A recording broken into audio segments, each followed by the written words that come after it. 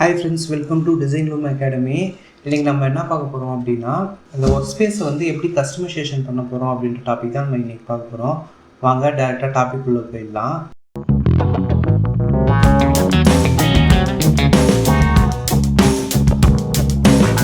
இப்போ இந்த மாதிரி நான் தனித்தனியாக எடுத்து வச்சுருக்கேன். ஃபஸ்ட்டு விண்டோவில் போங்க. விண்டோவில் போயிட்டு ஒர்க் ஸ்பேஸ்ன்னு சொல்லிட்டு ஒரு ஆப்ஷன் இருக்கும்.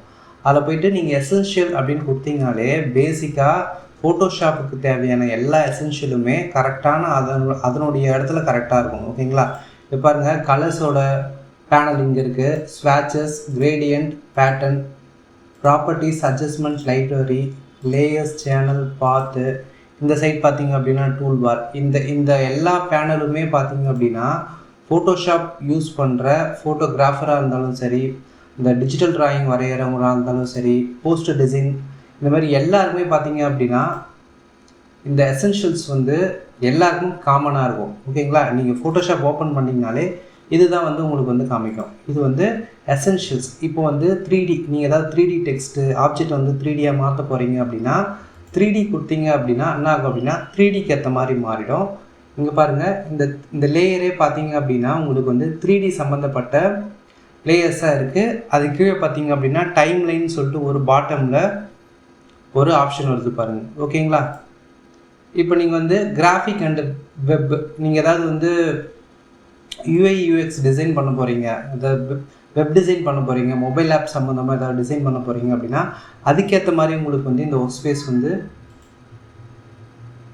அடாப்ட் ஆகிடும். நெக்ஸ்ட்டு பார்த்தீங்க அப்படின்னா மோஷன். நீங்கள் அந்த அனிமேட்டட் வீடியோ ஏதாவது இருக்குது பார்த்தீங்களா? ஃபோட்டோஷாப்பில் அனிமேட்டட் வீடியோ, சின்ன சின்ன வீடியோஸ் வந்து நீங்கள் ஏதாவது க்ரியேட் பண்ண போகிறீங்க அப்படின்னா அந்தமாரி இருக்கிறவங்களுக்கு வந்து கண்டிப்பாக இந்த மோஷன்ன்ற ஒர்க் ஸ்பேஸ் வந்து கண்டிப்பாக யூஸ்ஃபுல்லாக இருக்கும்.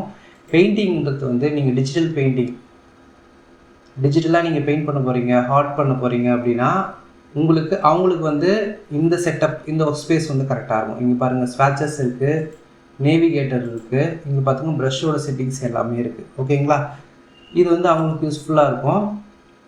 ஃபோட்டோகிராஃபி, இந்த photography colour correction, colour grading பண்ணுறவங்களுக்கு இந்த அட்ஜஸ்ட்மெண்ட்ஸ் லேயர்ஸ் வந்து காட்டும். அது மூலமாக அவங்க என்ன பண்ணிங்கன்னா ஈஸியாக அவங்களுடைய ஒர்க் ஃப்ளோ வந்து ஓகே.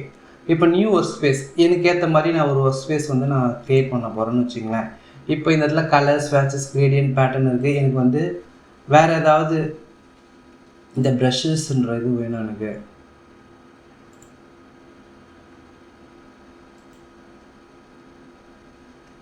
ஹிஸ்ட்ரி வேணும். நீங்கள் இந்த மாதிரி ட்ராக் பண்ணிங்க அப்படின்னா இங்கே ப்ளூ கலர் ஹைலைட் மாதிரி வரும். அந்த இடத்துல நீங்கள் கிளிக் பண்ணாலே என்ன ஆகிடும் அப்படின்னா ப்ளேஸ் ஆகிடும். ஓகேங்களா? இந்த மாதிரி இருக்குது. இந்த ஒர்க் ஸ்பேஸ் வந்து எனக்கு கரெக்டாக இருக்குது. இந்த ஒர்க் ஸ்பேஸ் வந்து நான் சேவ் பண்ணணும் அப்படின்னா விண்டோஸில் போயிட்டு நியூ ஒர்க் ஸ்பேஸ் கொடுப்பேன். இதில் வந்து மை ஒர்க் ஸ்பேஸ் அப்படின்னு சொல்லிட்டு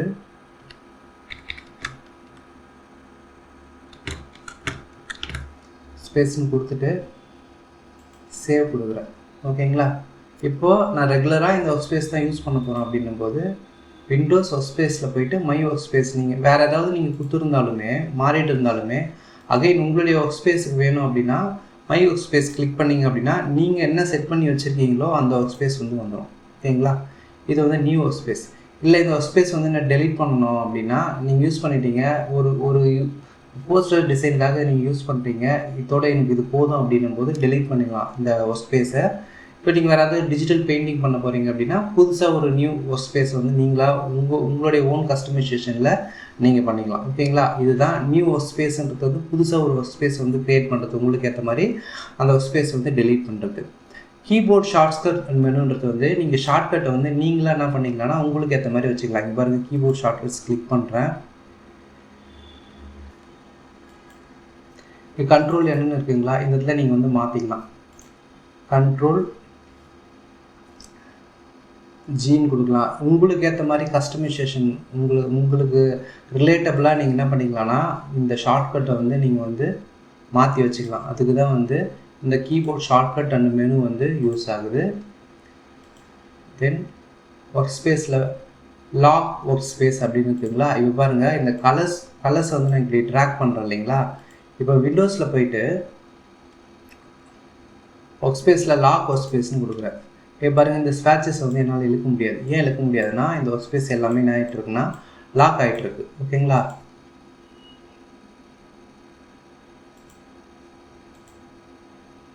அதை நீங்கள் அன்லாக் எடுத்துட்டீங்க அப்படின்னா நீங்கள் ட்ராக் பண்ணி இப்படி இழுக்கும்போது இந்த ப்ளூ கலர் லைன் வரும். ஜஸ்ட்டு ட்ராக் பண்ணி நீங்கள் அந்த இடத்துல ப்ளேஸ்மெண்ட் பண்ணிக்கலாம். ஓகேங்களா? இது அகைன் ஒரு டைம் சொல்கிறேன். எசென்ஷியல்ன்றது வந்து காமனாக நீங்கள் ஃபோட்டோஷாப் ஓப்பன் பண்ணும்போது இருக்கிற டிஃபால்ட்டாக இருக்கிற ஒர்க் ஸ்பேஸ். இது வந்து டிஃபால்ட்டாக இருக்கிற ஒர்க் ஸ்பேஸ். மை ஒர்க் ஸ்பேஸ்ன்றது வந்து நான் வந்து புதுசாக ஒரு ஒர்க் ஸ்பேஸ் வந்து க்ரியேட் பண்ணியிருக்கேன். அதுதான் நான் யூஸ் பண்ண போகிறேன்னா நீங்கள் நியூ ஒர்க் ஸ்பேஸ் கொடுத்தீங்கன்னா அதுக்கேற்ற மாதிரி ஓப்பன் ஆகிடும். 3Dன்றது வந்து 3D, ஏதாவது 3D டெக்ஸ்ட்டு சப்ஜெக்ட் வந்து 3Dயாக மாற்ற போகிறீங்க அப்படின்னா இந்த 3D கொடுத்துக்கலாம். அதுக்கேற்ற மாதிரி வரும். நீங்கள் வந்து UI/UX டிசைன் பண்ணுறதுக்கு, வெப் டிசைன் பண்ணுறதுக்கு வந்து அதுக்கேற்ற மாதிரி உங்களுக்கு வந்து கிராஃபிக் அண்ட் வெப்ன்றதை நீங்கள் கிளிக் பண்ணிக்கலாம். இந்த GIF அனிமேட்டட் வீடியோ நீங்கள் பண்ண போகிறீங்கன்னா மோஷன் கிளிக் பண்ணிக்கலாம். Art painting, digital painting, oil painting பண்ண போகிறீங்க. ஃபோட்டோகிராஃபியில் வந்து நீங்கள் கலர் கிரேடிங், கலர் கரெக்ஷன் பண்ண போகிறீங்க. அது பெயிண்டிங் ஃபோட்டோகிராஃபி வந்து நீங்கள் கொடுத்துக்கலாம். ப்ரஷஸ் அண்ட் பெயிண்டிங் ஸ்வேட்சஸ்லாம் வந்து உங்களுக்கு பேனல்ஸில் காட்டும். ரீசெட் மை ஒர்க் ஸ்பேஸ்னால் இருக்கிற ஒர்க் ஸ்பேஸை வந்து நீங்கள் அந்த ஸ்வேட்சஸை தனியாக எடுத்து வந்து வச்சுருப்பீங்க, கிரேடியண்ட்டை தனியாக எடுத்து வந்து வச்சுருப்பீங்க. அது எல்லாமே பழைய பிளேஸ்க்கே போகணும் அப்படின்னா ரீசெட் மை ஒர்க் ஸ்பேஸ் கொடுத்துக்கலாம். நியூ ஒர்க் ஸ்பேஸ்னால் இப்போ நான் மை ஒர்க் ஸ்பேஸ் கொடுத்தேன் பார்த்தீங்களா, அதே போல் நீங்கள் வேறு ஏதாவது ஒர்க் ஸ்பேஸ் வந்து க்ரியேட் பண்ணிக்கலாம். அதை டெலீட் பண்ணிக்கலாம். கீபோர்ட் ஷார்ட்கட் வந்து நீங்கள் என்ன பண்ணிக்கலாம்னா கீபோர்ட் ஷார்ட்கட் கீயே நீங்கள் சேஞ்ச் பண்ணிக்கலாம். Ctrl+N அப்படின்னா நியூ, நீங்கள் வேறு ஏதாவது கொடுத்து கூட ஷார்ட்கட்டை வந்து மாற்றிக்கலாம். ஒர்க் ஸ்பேஸ் வந்து அங்கங்கே இப்போ ஸ்வேட்சஸை மூவ் பண்ணுறேன், கிரேடியண்ட்டை மூவ் பண்ணுறேன்னா மூவ் பண்ண முடியாத அளவுக்கு என்ன பண்ணலான்னா லாக் ஒர்க் ஸ்பேஸ் கொடுத்தோன்னா எதையுமே உங்களால் மூவ் பண்ண முடியாது. இதுதான் வந்து ஒர்க் ஸ்பேஸ் கஸ்டமைசேஷன் ஃப்ரெண்ட்ஸ். இந்த டாபிக் வந்து உங்களுக்கு புரிஞ்சிருக்கும்னு நினைக்கிறேன். Thank you friends.